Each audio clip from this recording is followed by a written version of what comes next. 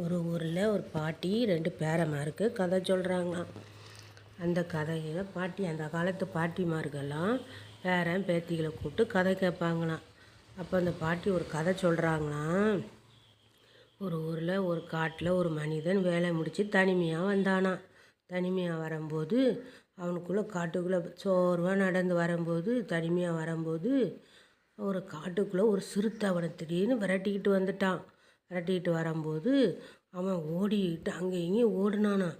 மரத்தில் ஏறுறானா அங்கெல்லாம் ஓடுனாலும் சிறுத்தை அவ்வளோ தூரம் விரட்டிக்கிட்டு வந்துட்டான். அப்போ அவனால் தாங்க முடியாமல் என்னடா செய்யலான்னு சொல்லிட்டு கடவுளை நோக்கி கூப்பிட ஆரம்பிச்சிட்டானா. கடவுள் உடனே மனிதனுக்கு சத்தத்தை கேட்டு வந்தாராம். வரும்போது இந்த சிறுத்தை, ஆஹா கடவுளே, எனக்கு இவ்வளோ நாள் மிருகங்கள் கறி சாப்பிட்டேன், மாட்டுக்கறி சாப்பிட்டேன், ஆட்டுக்கறி சாப்பிட்டேன், மான் கறி சாப்பிட்டேன், எனக்கு இன்றைக்கி மனுஷங்கறி கிடச்சதுக்கு நன்றி கடவுளேன்னு சொல்லிட்டு இருக்கான். இப்போ ஆண்டவர் செஞ்சாராம், என்னடா செய்யலாம் அப்படின்னு நினச்சிட்டு இருக்கும்போது இவன் கடவுள்கிட்ட வேண்டிட்டு அப்படியே முழங்காலே நிற்கானா. அப்போ இந்த சிறுத்தையும் முழிச்சு பார்க்கானோ, அதுவும் அப்படி முழங்காலே நிற்கான். அப்போ அந்த பாட்டி கதை சொல்கிறாங்க பேரன்மாருக்கு இந்த கதையை. அப்போ என்ன சொல்லியிருக்காங்கன்னா, கடவுள் இவன் அப்படியே மயங்கிட்டானான். அப்படியே கடவுளை வேண்டிட்டு மயங்கிட்டானான் பயத்தில். அப்போது இந்த மிருகம் என்ன செஞ்சிருக்கு, அதுவும் தூங்கிட்டான் சிறுத்தை. அப்போ கடவுள் பார்த்துருக்காராம், சிறுத்தையினோட வயிறு நிறைய சாப்பிட்ட மாதிரி நிரம்பிட்டான். அதுக்கு திரும்ப சாப்பாடு சாப்பிட்றதுக்கு இடம் இல்லாமல் வயிற்று நிரப்பிட்டாராம். அப்போ திடீர்னு இந்த மனுஷன் முழிச்சு பார்த்தவன் சிறுத்தை தூங்கிட்டு இனிதான் சமயம் சொல்லி தப்பிச்சு ஓடி போயிட்டானான். ஓடி போய் கடவுளே நன்றி சொல்லிட்டு போயிட்டானான். இந்த சிறுத்தை சொல்லிச்சான், ஆஹா மனுஷனை முழிச்சு பார்க்க சிறுத்தை மனிதனை காணும்.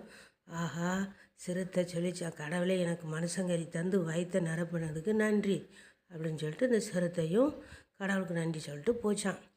இதுலேருந்து என்ன தருது, அந்த காலத்து பாட்டிமார்கள் பேரன் பேத்திக்கிட்ட கதை கேட்டுட்டு தான் தூங்குவாங்க.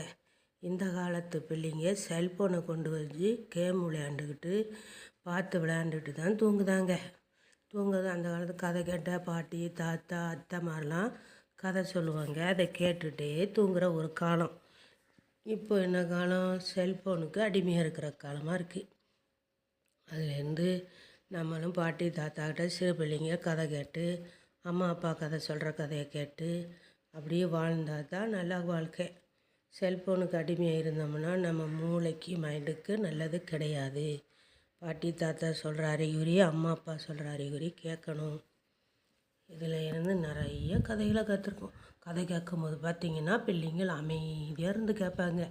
இப்போ பாருங்க, ஒரே ஒரு ரூமில் போய் தனியாக இருந்துக்கிடுறது, அங்கே இருந்துக்கிடுறது, இங்கே இருந்துக்கிறது, அவங்க தலையில் உள்ள கடையில் உள்ள செல்ஃபோனை பார்க்காங்க. அப்படி பார்க்க வேண்டாம். பாட்டி தாத்தா சொல்கிற கதையை கேளுங்க, நல்லபடியாக வாழுங்க.